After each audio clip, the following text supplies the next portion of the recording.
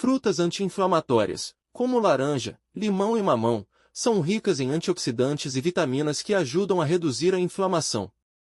Peixes gordos, como sardinha, salmão e atum, são ricos em ácidos graxos ômega 3, que ajudam a reduzir a inflamação e apoiam a saúde das juntas. Aveia, abundante em fibras e antioxidantes, que ajudam a reduzir o risco de doenças degenerativas como a artrose.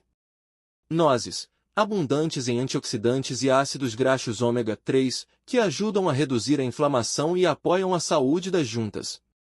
Iogurte grego, abundante em culturas de bactérias probióticas e cálcio, que ajudam a manter os ossos fortes e saudáveis, diminuindo o risco de artrose.